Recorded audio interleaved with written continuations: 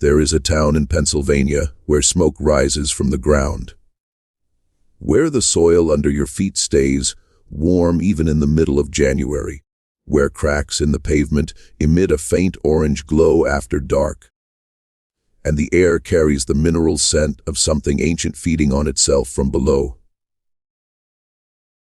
Something that should have been extinguished decades ago, yet continues to burn, not because nobody attempted it, but because certain individuals, men with titles, offices, and access to papers never meant for public eyes, decided that the fire beneath Centralia held more value alive than dead. The official version claims it began with a trash fire in May of 1962, a simple, careless mistake, burning waste in an old strip mine pit that happened to rest above one of the most vast networks of underground anthracite coal seams in the eastern United States. The fire was started, the garbage burned, and then, as the official narrative goes, the fire was believed to be out, an accident, an oversight, one of those things that occurs. But if you speak with the people who actually resided in Centralia, those who left years before the government finally ordered them to go, those whose children developed respiratory issues that doctors couldn't explain, those whose homes fractured and settled while local officials released statements insisting nothing was structurally wrong, you begin to hear a different version. A story about a fire that may have been enabled by choices made long before anyone struck a match. About a company that held detailed engineering reports on the underground geology beneath Centralia. Reports identifying the dump site as a specific hazard for fire transmission into the coal seam. Those reports were submitted to the state government more than a year before the fire ignited. About state officials who failed to act, or were advised not to, through the years when intervention was still possible. And about a decision made somewhere by someone that a community of several thousand people living above a growing underground furnace was a problem that could be managed rather than solved. This is not a story about ghosts or curses. There is nothing supernatural about what occurred in Centralia. That is exactly what makes it so deeply and persistently unsettling. Before we continue with the story of Centralia, Pennsylvania, if you have ever felt that the ground beneath you is less stable than you were led to believe, if you have ever wondered what institutions will sacrifice to protect themselves when the truth starts burning its way toward the surface, make sure you subscribe to Liturgy of Fear. Tap that notification bell so you never miss one of these deep explorations into America's hidden histories. And tell us in the comments which state or city you're watching from tonight. We read every single one, because what happened in Centralia didn't start in 1962. It started nearly a century earlier, in the depths of the mountains, where men went underground and discovered things about the earth that the earth preferred to keep hidden.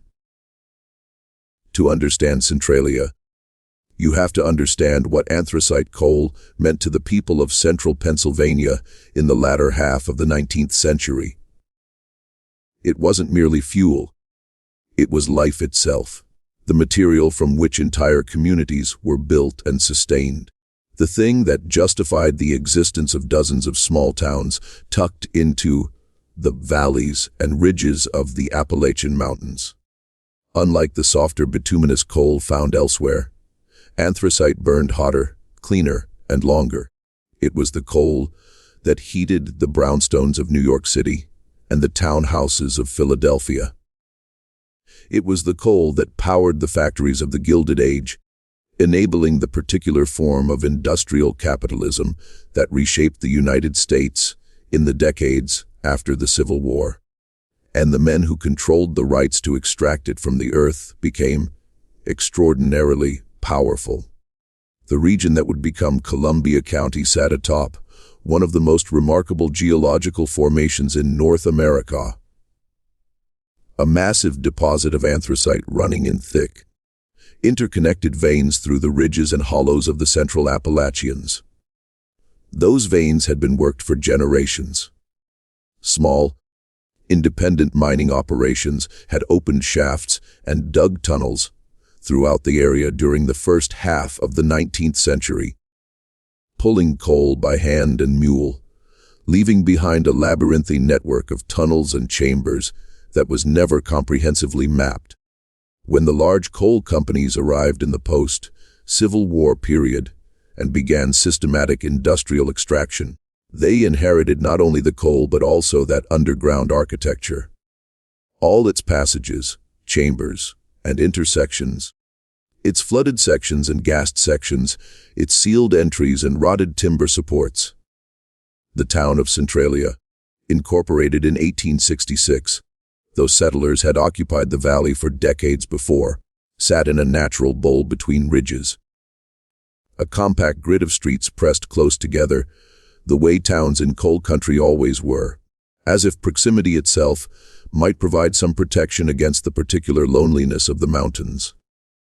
By the 1870s, the Philadelphia and Reading Coal and Iron Company had already begun systematic operations in the area, and the network of tunnels honeycombing the ground beneath Centralia's streets was growing more extensive each year.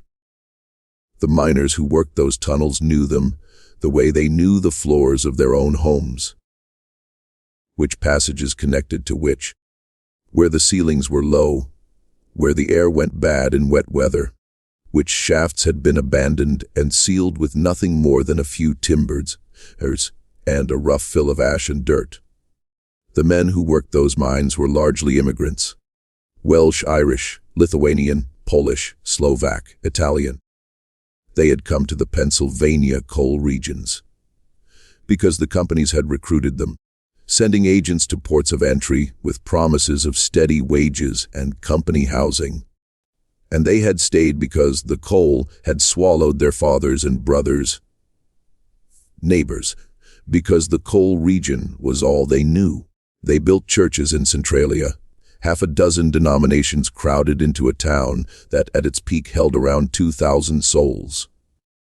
They built a school, a post office, a movie theater, taverns, a lunch counter, a hardware store. They built, in other words, a real community, a place with its own texture and its own memory, on ground that was never entirely theirs.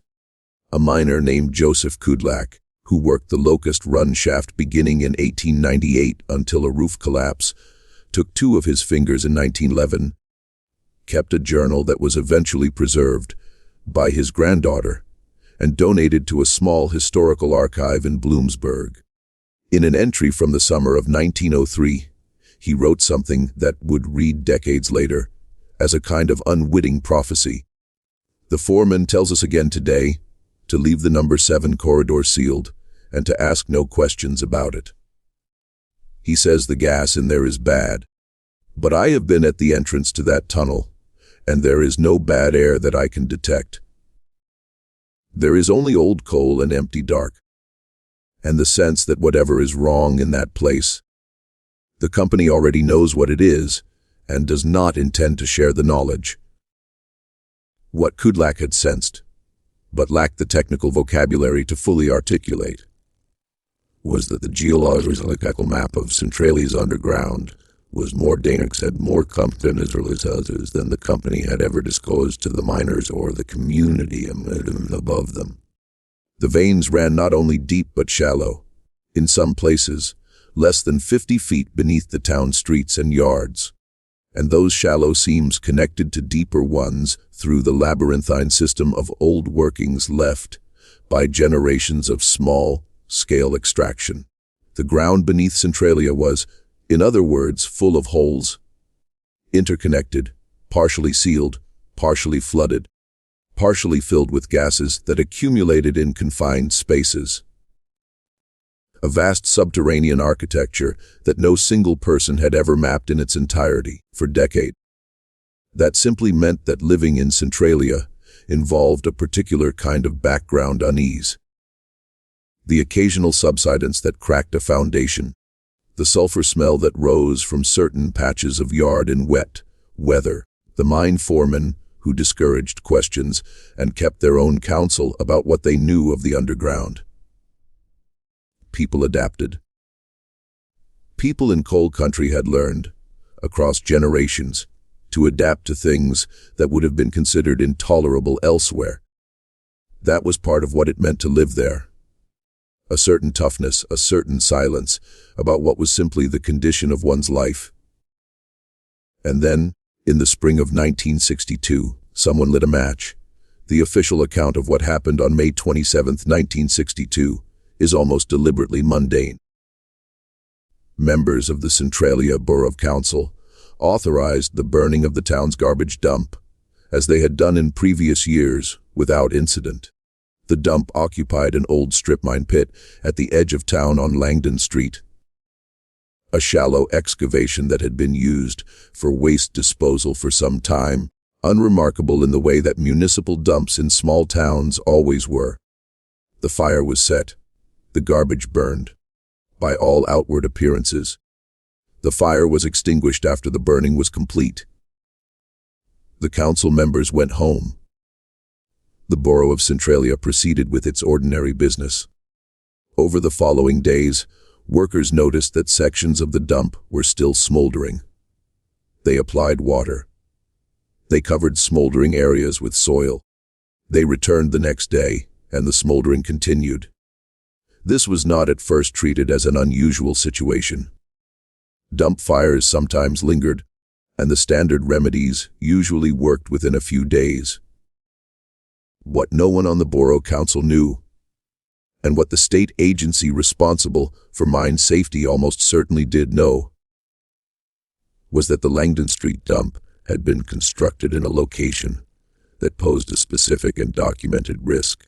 An engineering assessment commissioned in April of 1961, more than a year before the fire, by the corporate entity holding mineral rights to the coal seams beneath Centralia, had identified the dump site as adjacent to, and in some sections directly above, an unmapped series of old workings that connected to the main seam network. The assessment noted, in careful technical language, that burning operations at the dump site should be conducted under supervision, given the risk of fire transmission to the underlying coal seams. That assessment had been submitted to the state government. It was in a filing cabinet somewhere in Harrisburg while the Borough Council voted to burn the dump in May of 1962. Nobody told the Borough Council. Nobody sent a memo, made a telephone call, or posted a notice. Nobody pulled the engineering file and said, "Wait, this location has been identified as a risk." And so the fire found the coal, not dramatically, not with an explosion or a visible catastrophe that would have required immediate response, but slowly, invisibly, in the way that underground fires always begin. A thin, unmapped seam along the edge of the pit. The fire followed the seam connected to others. The network of old workings provided passage. The fire moved. Coal seam fires are not like surface fires. They don't roar.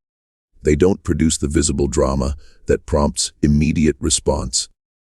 They smolder at temperatures that can exceed 1,000 degrees Fahrenheit, while leaving the surface above them looking, to the casual observer, more or less normal. They follow seams wherever the seams lead. Through the dark, through old tunnels, through the complex underground geography that no surface map fully captures. And they are extraordinarily difficult to extinguish once they have established themselves in a seam system. Particularly when that system is as extensive and as poorly mapped as the one beneath Centralia. In the weeks and months following the May fire, the State Department of Mines and Mineral Industries received reports from inspectors who had visited the dump site. The reports noted ongoing subsurface combustion. They noted that standard suppression methods were not producing the expected results. They noted that the fire appeared to be spreading beyond the boundaries of the dump pit. And then, for a period that would later become the subject of considerable scrutiny. No decisive action on those reports simply did not materialize.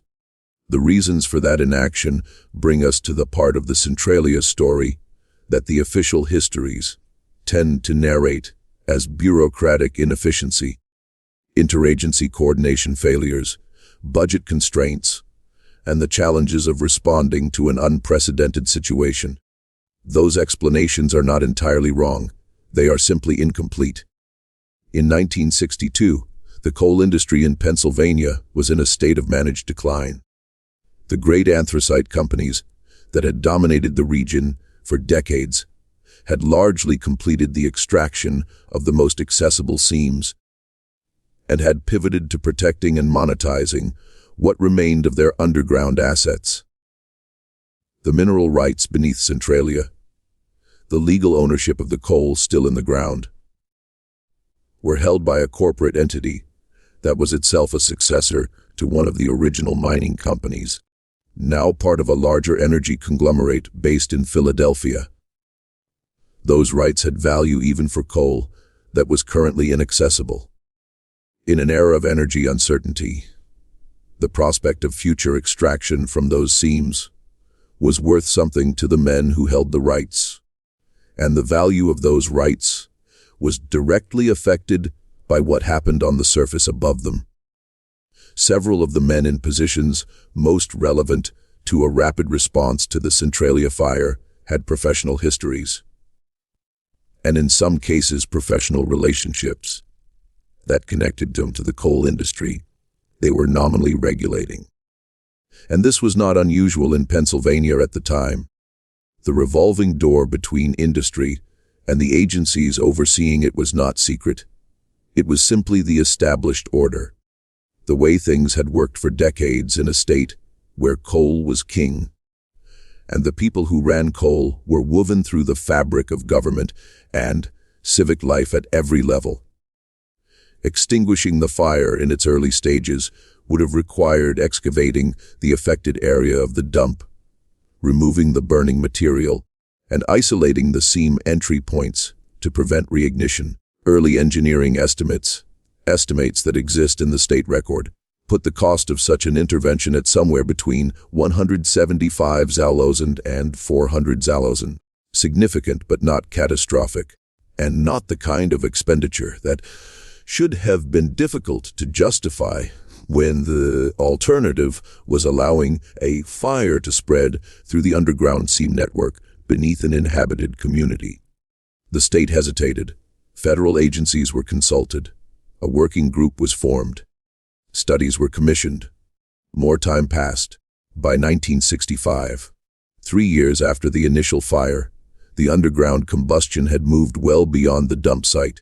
Engineers who examined the area for the state that year produced reports that used language like significant expansion and continued spread into the fountain acquired.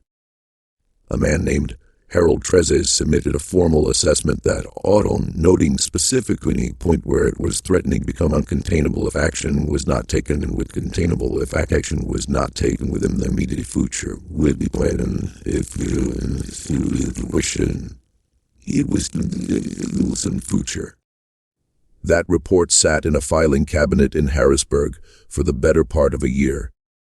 By the time money was actually allocated for a serious suppression attempt, a trenching operation designed to cut off the fire's path, the fire had already moved around and beyond the trench before the work was completed. The first major federal intervention came in 1969. By then, the fire had been burning for 7 years, had spread through multiple seams, and had placed itself in a position where extinguishing it would have required an effort of a scale and cost that neither the state nor the federal government was prepared to commit. What had been a containable local problem in 1962 was, by 1969, a catastrophe in slow motion. The surface of Centralia was still intact. The houses were still standing. The school was still open. Children still walked to church on Sunday mornings along streets that, from above, looked more or less as they had always looked. But below the surface, in the dark, the fire was moving through the seams with the patience of something that had no need to hurry. The people of Centralia did not know the full extent of what was moving beneath them. They would spend the next decade and a half finding out, one frightening discovery at a time. There is a tendency in the retrospective telling of the Centralia story to focus on the institutional failures. The documents filed and ignored, the reports produced and shelved, the agencies that studied while the fire spread. That focus is warranted. But focusing on it exclusively risks losing something equally important: the texture of what it was actually like to live in Centralia during the years between the fire's beginning and the evacuation's end. The answer, in ways that are simultaneously mundane and heartbreaking, is that life in Centralia during those years was recognizable. People went to work, children went to school. The churches held their services, suppers, and annual fairs.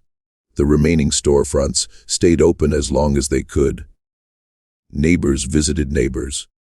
People argued at borough council meetings about exactly the things that people argue about at borough council meetings everywhere: road maintenance, budget allocations, the particular frustrations of local governance. All of this continued with varying degrees of normalcy above a fire that was slowly making the ground they stood on uninhabitable. A teacher named Margaret Petrosky, who had taught at the Centralia School from 1958 until it was consolidated with a neighboring district in 1982, gave an oral history interview to a researcher from Penn State's Oral History Project in 1989. She described the experience of those years with a precision that has the ring of something carefully thought through over a long time. The strange thing about it was how ordinary most days were. You would come in the morning, and you would teach, and the children would be there, and you would go home. And then sometimes something would happen that reminded you. A crack in the road outside that hadn't been there the week before. Or the smell in the lower hallway that we couldn't get rid of no matter what we did. Or one of the children coming in and telling you that their mother had been sick again. And you would think, how is this ordinary? How have we made this ordinary? But we did. People do. What Petrosky described, that accommodation of the extraordinary within the framework of the ordinary, is one of the documented psychological responses to chronic environmental threat. When people who cannot immediately remove themselves from a dangerous situation develop a form of normalization that allows daily life to continue. It is not denial, exactly. The residents of Centralia were not, by any documented account, unaware of the fire. They were acutely aware of it. But awareness without the ability to act on it eventually settles into a kind of background hum. And so daily life continued because it had to, because the alternative was paralysis, because the children still needed to be fed, and the bills still needed to be paid, and the furnace still needed to be coaxed into life on February mornings. Even if that furnace sat in a basement that was noticeably warmer than it should have been. The social life of the town during those years had a quality that survivors describe with remarkable consistency. A heightened intensity of community connection alongside a growing awareness of impermanence. People came together in the churches, the remaining taverns, and each other's kitchens with an awareness, often unspoken, that what they were maintaining together was fragile in ways that communities built on solid ground did not have to confront in the same way. Birthday parties, baptisms, and Sunday dinners took on an additional weight. Arguments about small things. The kind of arguments that fill any community's life. The minor irritations and disagreements that normally resolve and are forgotten. Had a different quality in Centralia during those years. Because everyone involved understood at some level that the community they were arguing within might not be there in the same form much longer.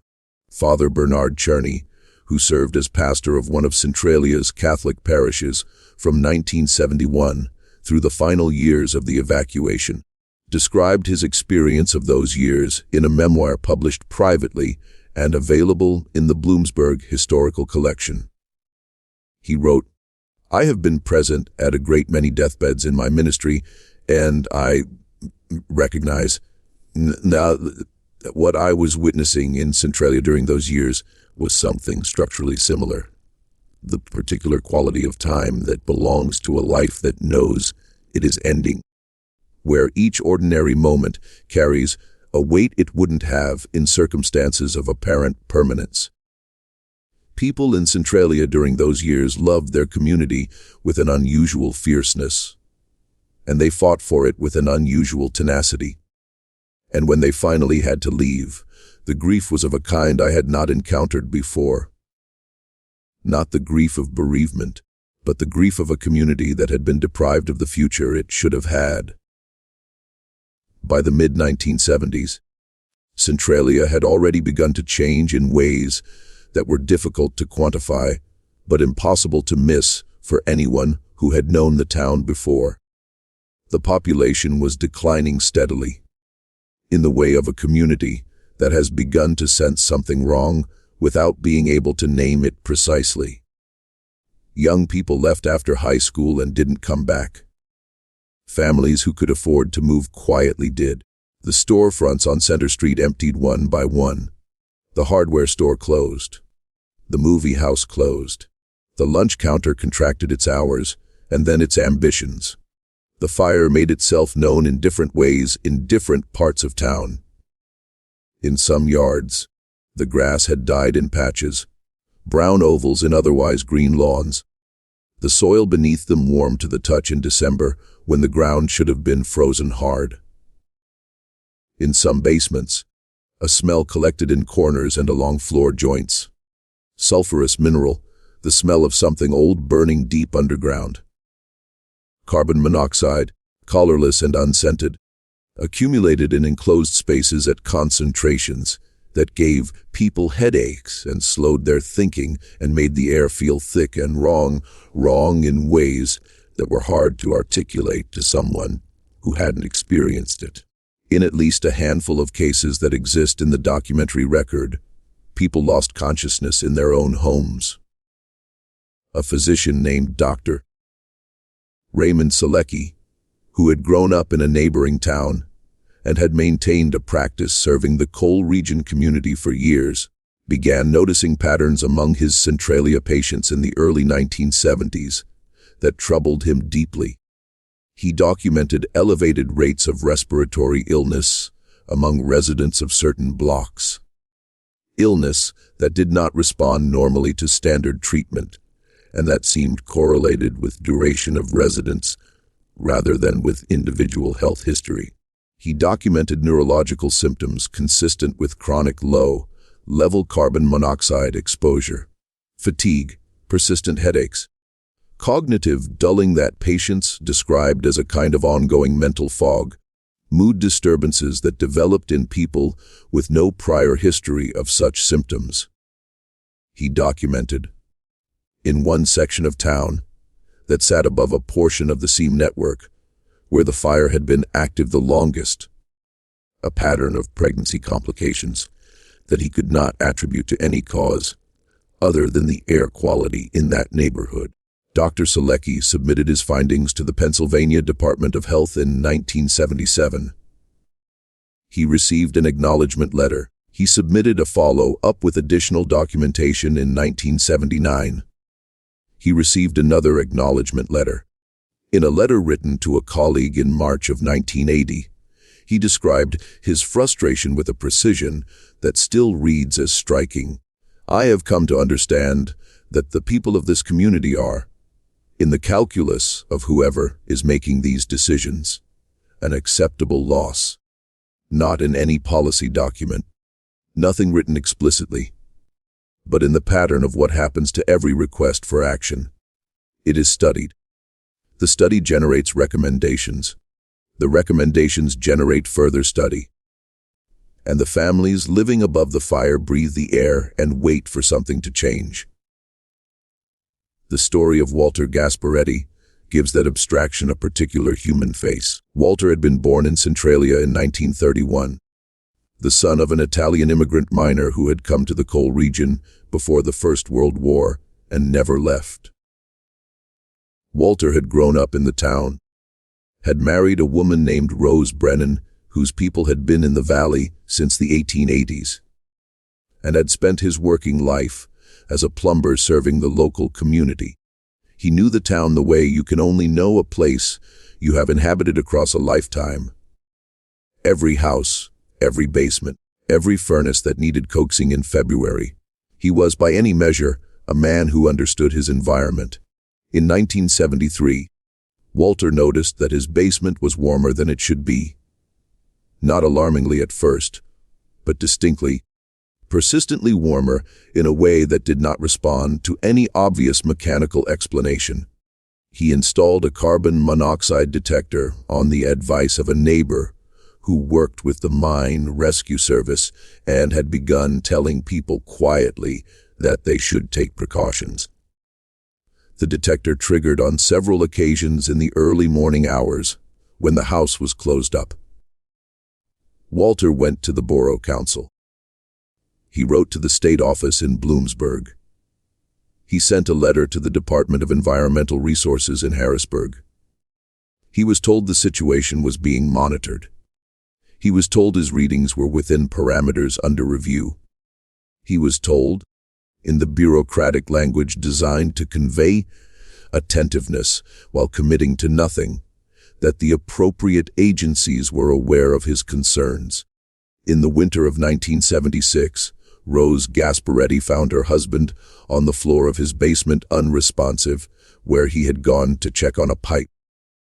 When help arrived, when the basement was ventilated, when measurements were taken, the carbon monoxide concentration in that space was found to be approximately 3 times the level that the state's own standards classified as immediately dangerous to human life. Walter survived. The damage to his heart and lungs was not reversible. When Rose testified before a state legislative committee in 1983, 7 years later, by which point the evacuation of Centralia was well underway, she brought the letters. She had kept every letter Walter had written to every agency and every form response those agencies had sent back. She spread the papers on the table in front of the committee members. Years of correspondence. A documentary record of a man who had tried every channel available to him to communicate that something was wrong beneath his home, and who had received, in return, a succession of letters that acknowledged his concern without acting on it. He knew, she said quietly to the committee. He knew for years before it nearly killed him. Every person he contacted, every official, every agency, they knew, too. What I want answered is not why the fire is still burning. What I want answered is why they let it burn. The committee received her testimony. A report was issued. Recommendations were made. The fire continued to burn. If this story is reaching you the way it reaches us, every time we go back through the record, if the weight of what these people experienced is settling into you, in that particular way that true horror does, share this video with someone who needs to hear it. Hit the like button to support this work, and leave us your thoughts below. Do you think what happened in Centralia was negligence, or was it something more deliberate? We want to know. By 1981, the fire had been burning for nearly 2 decades. The state had acknowledged its existence, had attempted several suppression operations that the fire had circumvented, had commissioned studies and formed committees, and allocated funds that were spent without producing the outcome they were supposed to produce. The residents who remained in Centralia had developed the particular psychology of people who live with a chronic, unresolved danger, a mixture of adaptation and vigilance, of normalizing things that should not be normal. And then, on the morning of February 14th, 1981, the fire introduced itself in a way that could not be explained away or filed in a cabinet. Todd Domboski was 12 years old. He was playing in the backyard of his grandmother's house on Locust Avenue. A cold winter morning, the ground dusted with snow. The wisps of steam rising from certain spots in the yard were a familiar sight. Residents of that block had grown accustomed to them, had stopped remarking on them, had incorporated them into their understanding of what their neighborhood looked like in winter. Todd walked across a patch of ground that looked, as far as he could tell, exactly like the ground around it. The earth gave way beneath him. A sinkhole opened without warning. The surface layer of soil, undermined and desiccated by the heat and gases rising from the fire below, simply gave way under the weight of a 12-year-old boy. The hole that opened was 4 feet across. It deepened rapidly as the loose material at its edges continued to give way. The depth would later be estimated at somewhere between 50 and 150 feet. From the darkness below, carbon monoxide and heat rose in a column that was immediately visible, a rush of warm, fall air against the February cold. Todd survived because his cousin Dennis was nearby and reached him immediately, gripping his arm, while Todd hung in the opening and the earth continued to crumble around them, extending the hole outward and downward. Others arrived and helped pull him out. The exposure to the gases rising from the seam below was significant enough to require medical attention. If he had been alone, if his cousin had not been close enough, if the hole had been another foot wider when Dennis grabbed for him, he would have died. The carbon monoxide levels in the gases rising from below were, as measured shortly after the incident, at concentrations that would render a person unconscious within minutes and dead within a quarter hour. The photographs of the hole circulated nationally. The image was stark and undeniable. A gap in an ordinary backyard. Steam rising from the darkness below, the edge of a snow-dusted lawn crumbling at the rim. Congressional representatives demanded briefings. Journalists who had been covering the Centralia story for years finally had a picture that required no explanation. A 12-year-old boy had nearly disappeared into the burning ground on Valentine's Day, and this particular photograph was one that institutions could not produce a study group to manage. The evacuation process, which would unfold over the following decade, was set in motion by a 12-year-old boy who went outside to play on a winter morning and found that the ground where he stood was not what it appeared to be. This is one of the precise, specific ironies of the Centralia story, that the moment of maximum visibility was also the most personal, the most human, the hardest to abstract. Not a graph of underground temperatures, not an engineering assessment. A child, a hole, a cousin close enough to grab his arm. In the spring of 1997, a doctoral candidate at Pennsylvania State University working on a dissertation about mid-century coal industry regulation made a discovery in the state archives in Harrisburg that stopped him cold. His name was Michael Fury. He was researching the regulatory framework governing strip mining in the post-war period and had been working through a large, imperfectly organized collection of files from the Department of Mines and Mineral Industries, the predecessor agency to the Department of Environmental Resources. The collection covered decades of regulatory activity and had not been systematically reviewed since its original deposit in the archive. Near the back of one filing cabinet, misfiled under a heading for Schuylkill County, rather than Columbia County, Fury found a folder containing documents dated from 1961 and 1962. Engineering assessments prepared by a consulting firm working for the corporate entity that held mineral rights to the coal seams beneath Centralia. Detailed, technical, precise. They described the underground geology of the area with a thoroughness that made clear the commissioning company had invested serious resources in understanding what lay beneath the town. One section of those assessments addressed the Langdon Street dump site specifically. The language was hedged. The language of engineers who understood they were producing a document that might someday be reviewed by lawyers. But the substance was unmistakable.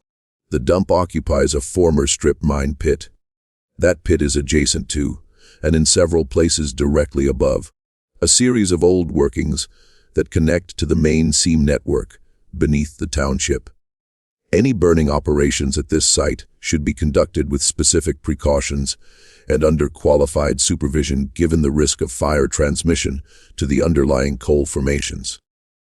The assessment was dated April 1961, more than a year before the fire.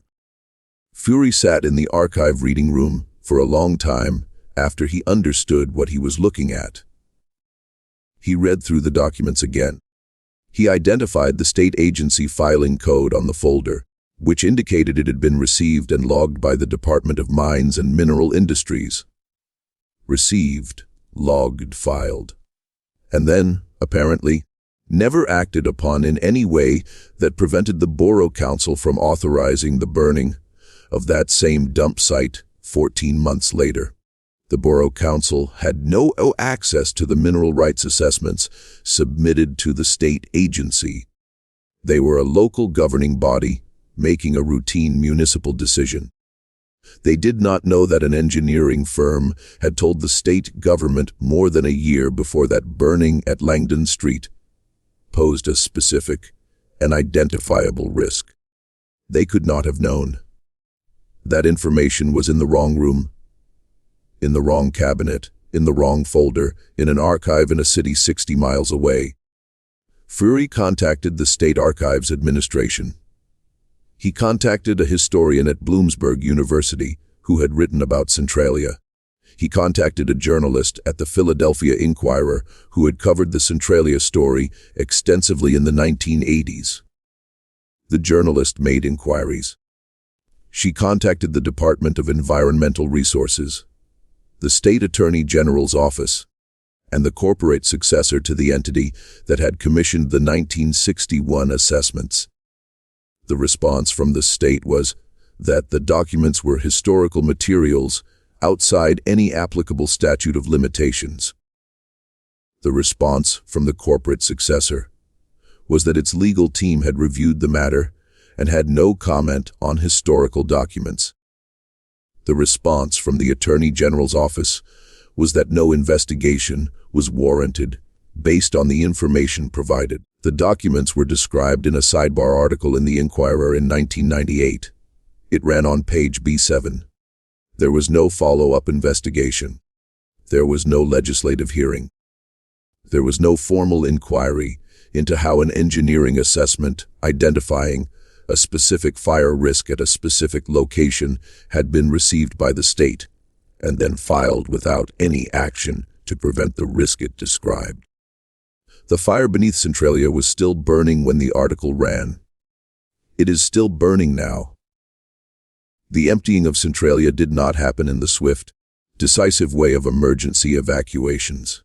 It happened the way that slow catastrophes always resolve, unevenly, incompletely, with the people most affected carrying the weight of decisions that were made at a distance by institutions that would not be living with the consequences. Federal relocation funds began arriving in 1984. Following years of congressional attention and the sustained advocacy of a small group of residents who had, by that point, become practiced navigators of the machinery of government response, families began accepting buyout offers. Some left with relief, grateful for any resolution to a situation that had been unresolved for more than 2 decades.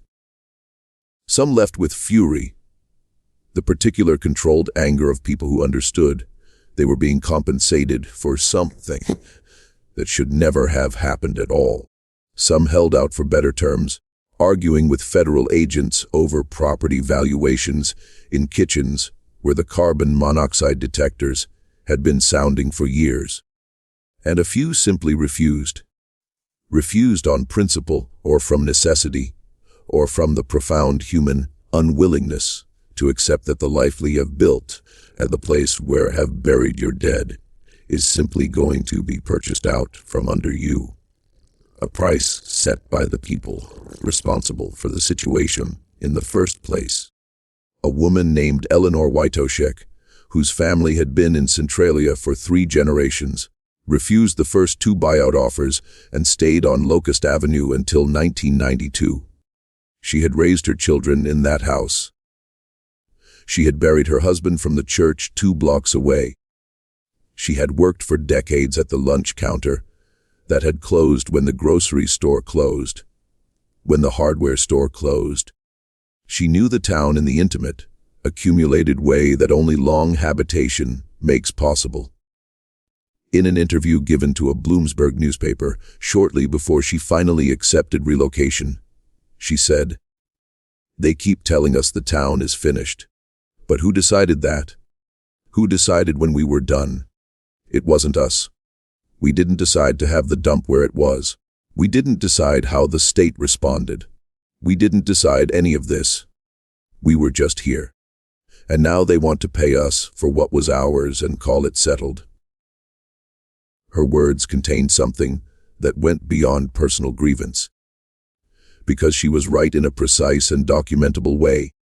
The people of Centralia had not decided to build a garbage dump on ground above unmapped mine workings. They had not decided to have the state in possession of an engineering assessment, identifying the dump as a fire risk without acting on that assessment. They had not decided to have officials who delayed intervention through the years, when the fire was still containable. These decisions had been made for them by systems and institutions operating with interests and information that the residents of Centralia did not share and were not told about. By 1992, the population of the town had fallen below 100. By 2000, it was fewer than 20. The zip code 77927 was discontinued by the United States Postal Service in 2002, a bureaucratic confirmation that the town, for official purposes, no longer existed. The street signs were removed. The roads that had served the departed neighborhoods were torn up. The property acquired through eminent domain was left to whatever process of slow reclamation the vegetation, the elements, and the heat rising from below would perform upon it. The church where Father Cherney had ministered through the years of crisis, St. Ignatius on Wood Street, was one of the last structures to be demolished. The former congregation, scattered across multiple communities in the region, had maintained a connection to the building long after most of its members had left Centralia. When demolition finally came, there were people who drove hours to be present, to stand on the sidewalk outside the building where they had been baptized and confirmed and married, where they had buried their dead, and watch it come down. The ground beneath them even then was warm. Just when we thought we understood the full picture of what happened in Centralia, just when the scale of the loss seemed to have been fully established, new questions began to surface about what the fire was still doing and what some people may have always wanted it to do. There is a question that runs beneath every account of Centralia, beneath the official histories, the journalistic investigations, the academic analyses, beneath all the documents that have been reviewed and all the testimonies that have been recorded. It is a question that none of the official investigations has ever fully answered. A question that the people who lived in Centralia asked themselves and asked the men in offices and agencies who came to meet with them and take notes and produce reports, and never received a satisfying response to. The question is this: who benefited from the fire continuing to burn? To answer it, You have to think about the underground in a different way than the official story encourages. The coal seams beneath Centralia still contained substantial deposits of anthracite at the time the fire started in 1962. The most accessible seams had been worked, but there were deeper and more extensive deposits that the technology and economics of mid-century extraction had left in place. Those deposits, the mineral rights to that coal, were held by corporate entities that were, by the early 1960s, subsidiaries of larger energy conglomerates. The value of those rights was real, even for coal that was currently inaccessible. In an era when energy economics were volatile and the future of coal was uncertain but not foreclosed, the holders of mineral rights beneath an inhabited community sat on an asset whose development was complicated by the presence of the people living above it. You cannot strip mine beneath a community. You cannot excavate the shallow seams beneath a residential neighborhood without relocating the residents above them. The legal and political obstacles to large-scale surface disruption of an inhabited area are enormous. Eminent domain proceedings, community opposition, media attention, the full weight of a community's claim to the ground it has occupied for generations. These obstacles are not insurmountable, but they are costly. They take time. They generate scrutiny. They produce the kind of public conflict that companies and the officials connected to them prefer to avoid. But a fire changes the calculus. A fire that makes the surface uninhabitable, that causes the government to declare the ground above the coal too dangerous for human presence, to buy out the residents, to demolish the structures, and to retire the zip code. A fire that does all of that removes the obstacles. It clears the surface. It empties the land of the legal and moral complexity that inhabited land carries. It transforms a town into a depopulated zone, where the only remaining question is the industrial one. No document has ever surfaced explicitly stating that the fire was permitted or encouraged to spread as a strategy for clearing the surface above a coal deposit. The historical record does not support a claim of deliberate arson or conscious conspiracy to this specific effect. What the historical record does support, with considerable documentation, is a pattern of decisions, each individually explicable by its own institutional logic, that had the cumulative effect of allowing the fire to grow from a containable local problem into a catastrophe that ultimately emptied an entire community. The 1961 engineering assessment filed and ignored the years of delayed intervention, during which the fire moved from the dump site into the seam network. The suppression operations that were underfunded and ultimately ineffective. The decade and a half during which families lived above the expanding fire while agencies studied and committees met and reports were issued and filed. The documents that sat in the wrong cabinet in the Harrisburg archive for 36 years. Each of these things, taken alone, can be attributed to ordinary institutional failure, bureaucratic inertia, budget constraints, the normal friction of government response to an unprecedented situation. But the pattern of them, the particular way in which failure accumulated at every stage where success was still possible, and then the particular way in which the aftermath of that failure served certain interests very well. That pattern is harder to attribute entirely to simple incompetence. The people who built Centralia, who worked the mines and raised their children above the seams, did not have the power to shape that pattern. They had the power to write letters, attend hearings, testify before committees, bring their correspondence, and spread it on tables in front of the men who had failed them, and ask very quietly and very specifically, "Why did you let it burn?" None of those men ever gave a satisfying answer. Geologists who have modeled the Centralia fire estimate that, based on the volume of coal remaining in the affected seams, and the rate of historical consumption. The fire could burn for another 100 to 250 years from today. There are children alive right now who will not live to see the Centralia fire go out. They will grow up, grow old, build lives. And the fire will still be there when they are gone, burning in the dark beneath the hills of Columbia County. Patient in the way that geological processes are patient, indifferent to everything that has happened on the surface above it. The town itself is a kind of ghost, not in the supernatural sense, but in the very real, very physical sense of a place that exists in the structures of official documentation without existing on the ground. The street grid is still visible from the air. The intersections, the block patterns, the lots where houses stood before the demolition crews came. The vegetation has worked its way through the old foundations.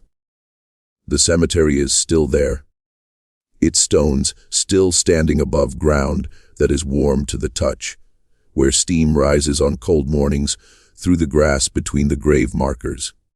A small number of people, fewer than 10 by the most recent available counts, remain. They live under an agreement with the state. They may stay in their homes for the duration of their lives, after which the properties revert to Commonwealth ownership. It is, depending on your perspective, either a recognition of something that could not be taken from them, or the final act in a very long process of managed erasure. The last people standing on ground the state has already declared does not exist as a community. If you walk through what remains of Centralia on a cold morning, and people do walk there, drawn by the strangeness of it, by the steam rising from earth that should be frozen, by the snow, free patches on the hillsides, where the heat below keeps the ground clear. You can feel the warmth through the soles of your boots. You can smell it, that mineral, ancient smell of coal burning deep and slow. The earth beneath you is alive in a way that has nothing human about it, and yet it is entirely the product of human decisions. Every degree of warmth in that ground, every wisp of steam, every crack in what used to be a road, the result of choices made by specific people in specific offices for reasons that were never fully disclosed to the people who lived above. Eleanor Whiteshek is gone. Walter Gasparetti is gone. Dr. Raymond Selecki is gone. Harold Trezise, who filed the 1965 report that sat in a cabinet for a year, is almost certainly gone. The men who received the 1961 engineering assessment and did nothing with it are gone. The lawyers who reviewed the liability exposure and advised their clients accordingly are gone. The fire remains. And somewhere in the archives of the Commonwealth, in the collections that no dissertation student has yet happened to look through, in the files that were correctly filed and have therefore attracted no special attention, and in the boxes that were sealed when certain departments were reorganized and haven't been opened since. There may be documents that would tell us more precisely what was known and when and what was decided. Documents that would put names and dates and institutional affiliations to the pattern of decisions that turned a garbage fire into a 60-year catastrophe. We don't have those documents. We have what the record has given us: the 1961 assessment, the delayed suppression attempts, the letters that Walter Gasparetti sent, and the form responses he received, Rose Gasparetti's testimony, and the pile of correspondence she laid on the table before the Legislative Committee, the sidebar on page B7 of the Philadelphia Inquirer, the children who grew up breathing the air of a town that was burning from below, whose health history was documented by a physician who could not get the state to investigate his findings. We have the ground itself, warm in January, steaming in winter cold, cracked in ways that tell the story of what burns below, indifferent to every administrative decision made above it. This is what Centralia shows us. that the most consequential disasters are rarely simple. They are the product of accumulated decisions, made by systems that rarely face consequences for their choices, affecting communities that had no say in the decisions that shaped their fate. The fire in Centralia is geological now, beyond human intervention at any reasonable scale. But the fire's history is human, thoroughly and specifically human, and the record of it has never been fully reckoned with. What do you think? Do you believe the full truth of what happened in Centralia has ever been told? Do you think the people who made those decisions, the ones who received that assessment in 1961 and filed it, the ones who read Trizez's 1965 report and sat on it for a year, the ones who received Walter Gasparetti's letters and sent form responses, do you think any of them understood, in those moments, what they were setting in motion? Leave your comment below. We read everyone, and your thoughts genuinely shape where we take these stories next. If this kind of deep historical investigation is what you came to this channel for, the stories that institutions prefer to leave buried, subscribe to Liturgy of Fear. Hit the notification bell and share this video with someone who needs to hear it. The next story is already waiting. And the ground beneath it, as always, is warmer than it should be.